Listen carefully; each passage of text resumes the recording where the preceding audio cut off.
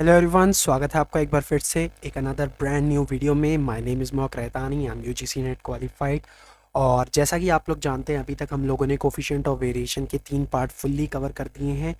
और अगर किसी ने वो वीडियोस नहीं देखी है तो प्लीज़ माय हम्बल रिक्वेस्ट कि वो जा कर के देख लीजिएगा, तभी आप इस सेक्शन पे आइएगा। अदरवाइज़ आपको ये बिल्कुल नहीं समझ में आएगा, बिकॉज़ बेस से जब आप जाएंगे तो इस लेवल तक आने पे आपको बहुत अच्छे से क्लैरिटी मिलती चली जाएगी।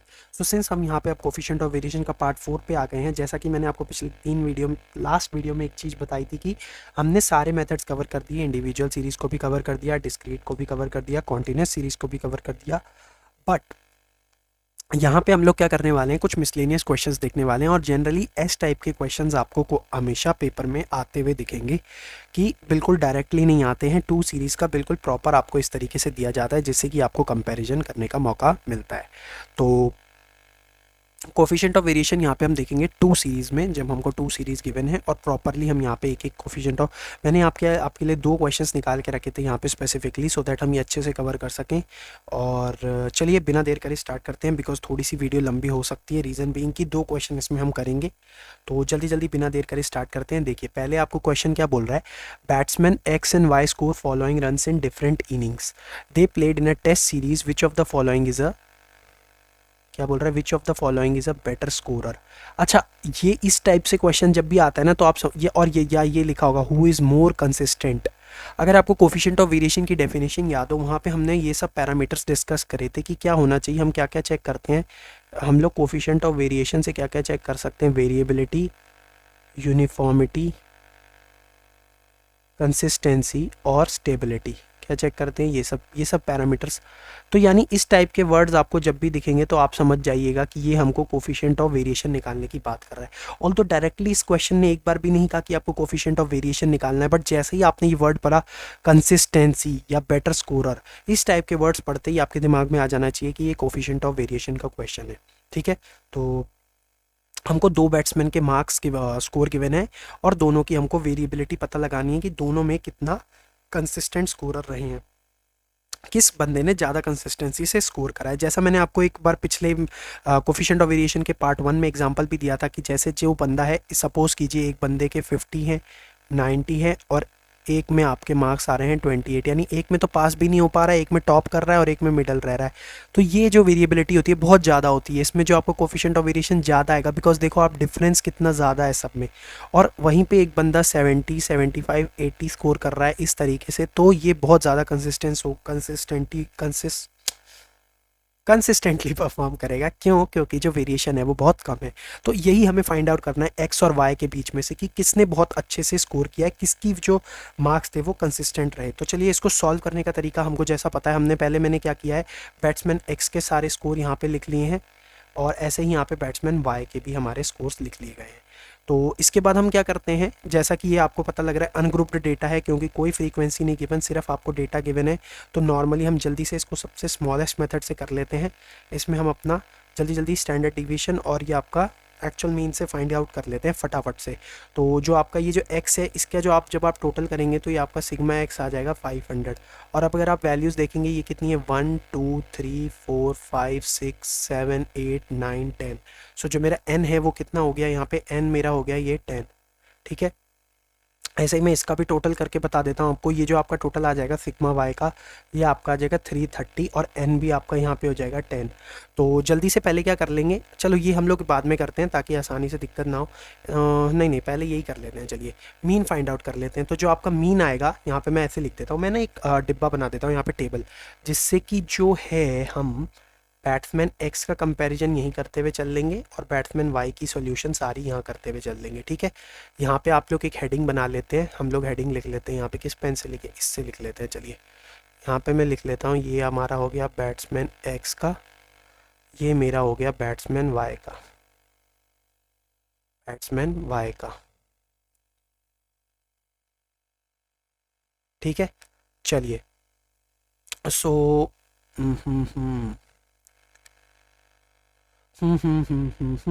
चलिए यहाँ से हम लोग स्टार्ट करते हैं अपनी मीन निकालना।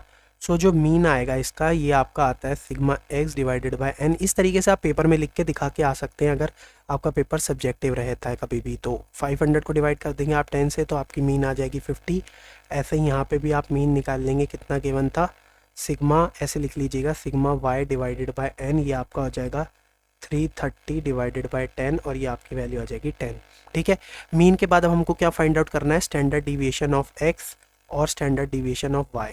ठीक है, स्टैंडर्ड डिविएशन फाइंड आउट करने के लिए पहले डिविएशंस निकाल लेते हैं। जैसा कि हमारी मीन की वैल्यू यहाँ पे एक्स बार जो था ये हमारा आया है 50 और यहाँ पे हमारा जो वाई बार था ये आया आपका 33 होगा, सॉरी ये काटोगे जब आप, ये आ जाएगा आपका 33।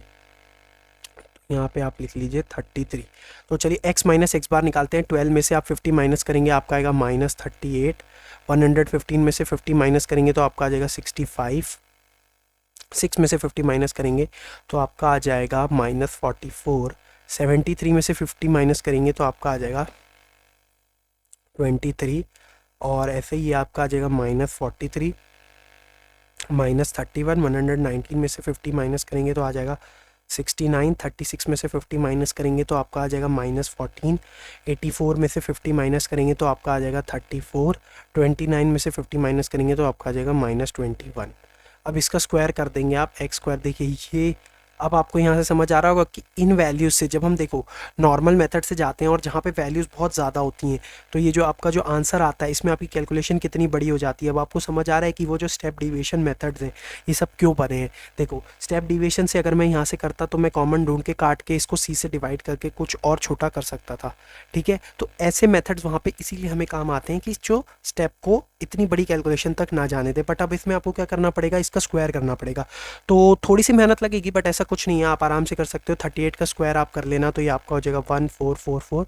मैं वीडियो के चलते एक एक को आपको यहाँ पे ऐसे 38 इंटू 38 65 इंटू 65 करके दिखा नहीं रहा हूँ बट आपको ये चीज़ करनी पड़ेगी। ठीक है, तो आप जब ऐसे मल्टीप्लाई करेंगे, मैं वैल्यूज़ लिख ले रहा हूँ जो भी आ रही हैं, ये क्या आ रही हैं, इनके स्क्वायर हैं। ये 44 का स्क्वायर आपका 1936। 23 का जो आप स्क्वायर करेंगे तो आपका आ जाएगा 529। 43 का आप स्क्वायर करेंगे तो आपको आ जाएगा 1849। ठीक है, 31 का जब आप स्क्वायर करेंगे तो आपका आ जाएगा 961 और ये आप स्क्वायर करेंगे तो आपका आ जाएगा 4761। ये आपका आ जाएगा 196, ये आ जाएगा आपका 1156 और ये आपका आ जाएगा 441। ठीक है, तो आप इसको दूसरे मेथड से भी ट्राई करके देखना। देखो जैसे मैंने आपको नॉर्मल एक्चुअल मीन मेथड से कराए हैं, आप एक बार अज्यूम्ड मीन से ट्राई करना, आप एक बार इसको स्टेप डिविएशन से करके देखना, हर मेथड से करके देखना जिससे आपकी प्रैक्टिस हो जाएगी। ठीक है, तो यहाँ से आपकी वैल्यू आ जाएगी सिग्मा एक्स स्क्वायर की, टोटल आ जाएगा आपका 17498। ठीक है, और सेम चीज़ अब हमको यहाँ करनी है। 47 में से 33 माइनस करो, मैं ऐसे आपको लिख देता हूँ इसमें ताकि आपको ये आराम से समझ आए मैं क्या कर रहा हूँ। हो जाएगा आपका 14, फिर आपने 12 माइनस 33 करना है, फिर 76 माइनस 33 करना है, फिर 42 माइनस 33 करना है, 4 माइनस 33, यहाँ पे मैं 33 लिख देता हूँ, 33 33 33 और 33। ये आपका 551 minus 37 minus 48 minus 13 minus 0 minus, same हमने ऐसे ही यहाँ पे किया था, ये 12 माइनस 50। तो ये जो आपकी वैल्यू आ जाएगी 14, यहाँ से आपका आ जाएगा -21, 6 में 3 या 3, ये आपका आ जाएगा 43, ये आपका आ जाएगा 9, ये आपका आ जाएगा -29, ये आपका आ जाएगा प्लस का 18, ये आपका आ जाएगा 4, ये आएगा आपका 15, ये आ जाएगा आपका माइनस का 20 और ये आपका आ जाएगा माइनस का 33। ठीक है, अब इसकी आप जब स्क्वायर करोगे, स्क्वायर में माइनस तो वैसे ही हट जाएंगे, तो मैं आपके वैल्यूज़ लिख देता हूँ। 14 का स्क्वायर 996, बहुत सारी 196, 21 का होता है 141, फिर ये आपका 1849, ये आपको कैलकुलेट कर लेना स्क्वायर्स। ठीक है, चलिए ये आपका हो जाएगा 81। 9 का स्क्वायर ये तो सभी को पता होगा, 29 का करेंगे तो 841 आएगा, 18 का करेंगे तो आपका आ जाएगा 324, 4 का भी पता होगा आपको, 16 15 का तो पता होना चाहिए 225, 20 का आपका पता होना चाहिए 400 और 33 का आप करेंगे 1089। सो बेसिकली आपको छोटे छोटे स्क्वायर्स तो पता ही होंगे, वो आप उसको आपको अलग से नहीं करना पड़ेगा, बट बाकियों को आपको स्क्वायर की कैलकुलेशन करनी पड़ेगी। फिर यहाँ से आपकी वैल्यू जो आ जाएगी आपके आ जाएगी सिग्मा वाई स्क्वायर की वैल्यू आ जाएगी आपकी 5462। ठीक है, चलिए अब हमको स्टैंडर्ड डिविएशन फाइंड आउट करना है। तो स्टैंडर्ड डिविएशन का फॉर्मूला होता है आपका सिंपल सा। तो स्टैंडर्ड डिविएशन जब आप यहाँ पे रखोगे तो ये आपका आ जाएगा sigma x square divided by n. तो सिग्मा एक्स स्क्वायर की वैल्यू कितनी आई थी 17498 डिवाइडेड बाय एन कितना है मेरा 10 और इसकी अंडर रूट, तो ये आपकी आ जाएगी अंडर रूट 1749.8। ठीक है, 1749.8। सो इसको मैं थोड़ा सा लाइन को बड़ा कर लेता हूँ। ठीक है, और यहाँ पे भी ऐसे ही कर लेते हैं। एस डी वाई जो आपकी आ जाएगी ये होता है आपका अंडर रूट का वाई का स्क्वायर डिवाइडेड बाय एन, और ये आपका हो जाएगा 5462 डिवाइडेड बाय 10 अंडर रूट में, ये अंदर आ जाएगा आपका अंडर रूट 546.2। ठीक है, चलिए तो इसके बाद इसकी वैल्यू को जब हम सॉल्व करेंगे 174.98,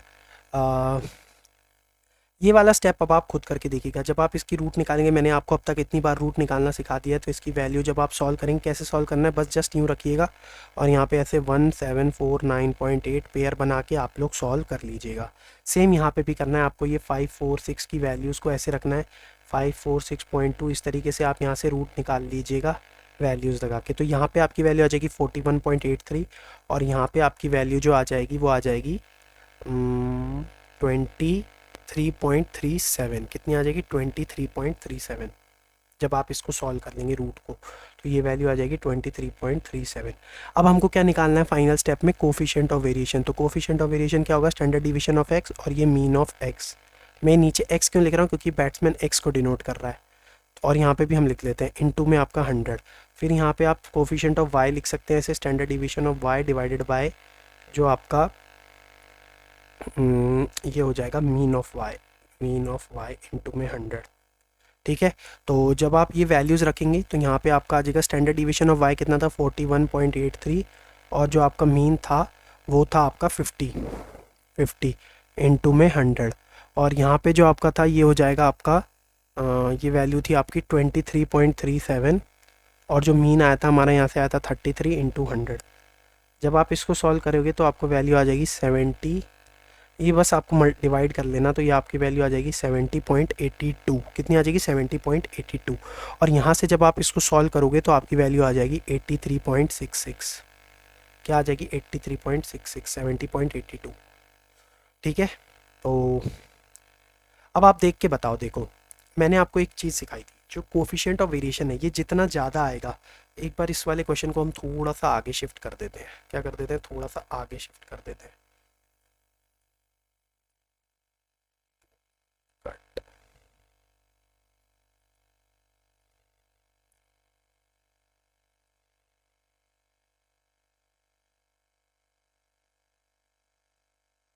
ठीक है, यहाँ पे रख देते हैं। चलिए, सो अब यहाँ से आपको क्या लिखना है, यहाँ से आपको देखो क्या लिखना है। मैंने आपको गोल्डन रूल बताया था कोफिशिएंट ऑफ वेरिएशन का, कोफिशिएंट ऑफ वेरिएशन का, coefficient of variation golden rule.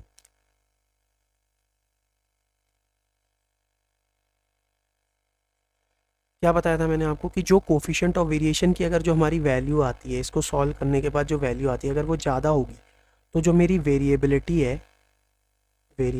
है वो भी ज़्यादा होगी और जो मेरी स्टेबिलिटी है वो कम होगी। ठीक है, और इसके ऑपोजिट में अगर मेरी वैल्यू लेस आती है तो मेरी जो वेरिएबिलिटी वो भी लेस होगी और जो मेरी स्टेबिलिटी है वो ज़्यादा होगी। यानी कि जिस भी इससे आपको क्या पता पड़ता है कि कोफिशिएंट ऑफ वैल्यू अगर आपकी जो लेस आती है तो आप मोर कंसिस्टेंट होते हो।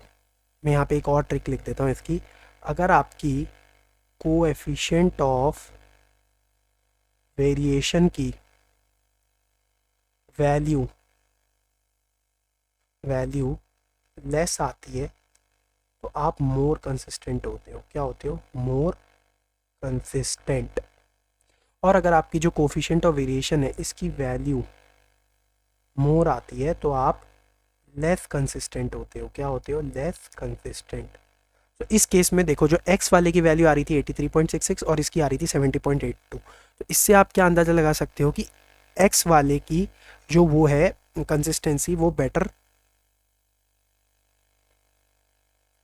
नहीं है, तो इससे आपको पता पड़ता है कि जो आपका y है, y आपका मोर कंसिस्टेंट है, y आपका मोर कंसिस्टेंट है। जबकि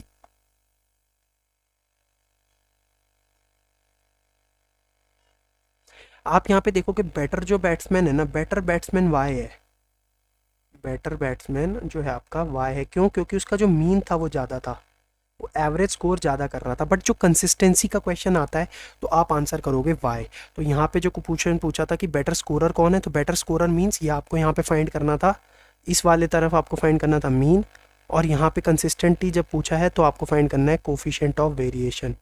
तो अगर आपने यहाँ पे पता लगाया तो आप जब आंसर करोगे बेटर स्कोरर, क्योंकि जो मीन था, आप एक्स का मीन देखो कितना आया था, आपका एक्स स्कोर कर रहा था अराउंड मीन यानी 50, एवरेज 50 का स्कोर कर रहा था, लेकिन वाई 33 का स्कोर कर रहा था। सो आप आंसर ऐसे लिखोगे कि बेटर बैट्समैन तो आपका है एक्स, क्योंकि उसका मीन ज़्यादा था, और जो आपका मोर कंसिस्टेंट था वो है आपका वाई, क्योंकि उसका कोफिशिएंट ऑफ वेरिएशन लेस था।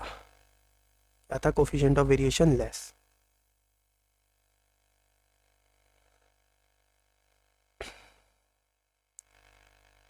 ठीक है, चलिए, तो ये आपका एक क्वेश्चन हो गया। अब सेकंड क्वेश्चन को करते हुए चलते हैं। ये बहुत इजी है, जल्दी हो जाएगा, इसमें हम ज़्यादा टाइम नहीं देंगे।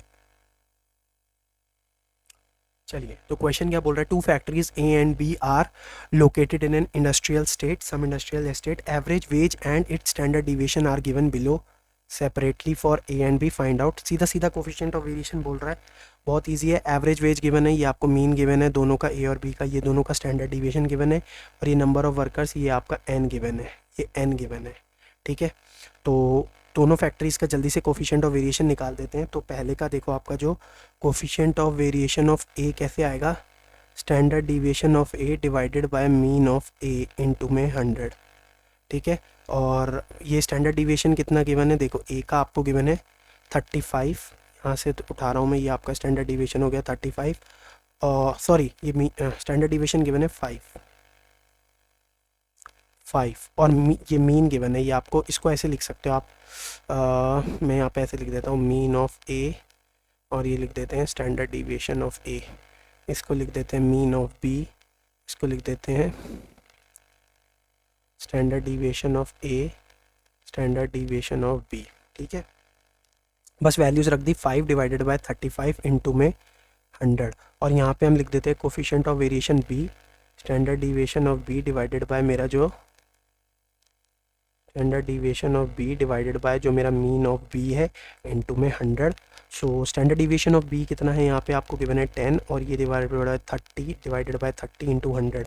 ठीक है, तो जब आप इसको सॉल्व करोगे तो ये जाएगा 5 7 जा 35, 100 को आप जब 7 से डिवाइड करोगे तो आपका आंसर आ जाएगा 14.29, ये आपका 3 इससे कट जाएगा, 100 को आप जब 3 से डिवाइड करोगे तो आपका आंसर आ जाएगा 33.33। अब आप देखो कोफिशिएंट ऑफ वेरिएशन किसका ज़्यादा है इसमें, कोफिशिएंट ऑफ वेरिएशन बी का ज़्यादा है, तो इसकी वेरिएबिलिटी ज़्यादा होगी। इसकी आपकी देखो, इसकी जो आपकी वेरिएबिलिटी है वो ज़्यादा होगी। ठीक है, और इसकी जो आपकी स्टेबिलिटी है वो कम होगी, स्टेबिलिटी या कंसिस्टेंसी कम होगी, कंसिस्टेंसी कम होगी। ठीक है, और इसमें जो आपका ये जो कोफिशिएंट ऑफ वेरिएशन है वो कम आया है, तो इसकी जो आपकी वेरिएबिलिटी है वो बी के मुकाबले लेस होगी, और जो इसकी स्टेबिलिटी है इस डेटा की वो उससे ज़्यादा होगी। तो ये थी क्वेश्चन 2 जो हमको मिसलेनियस करने थे, इससे हमारा पूरा कोफिशिएंट ऑफ वेरिएशन लगभग ख़त्म हो जाता है। अब आप और प्रैक्टिस क्वेश्चन कर सकते हो, आपको बहुत इजीली समझ में आ जाएंगे और कोई भी दिक्कत नहीं होगी। आई होप ये वीडियो आपको पसंद आया, अगर पसंद आया तो लाइक शेयर और सब्सक्राइब जरूर कर दीजिएगा, और कुछ भी डाउट है आप टेलीग्राम में आके पूछ सकते हैं, और इसकी PDF भी आपको वहीं पर मिल जाएगी। Thank you so much for watching, have a great day है, take care, peace out, bye.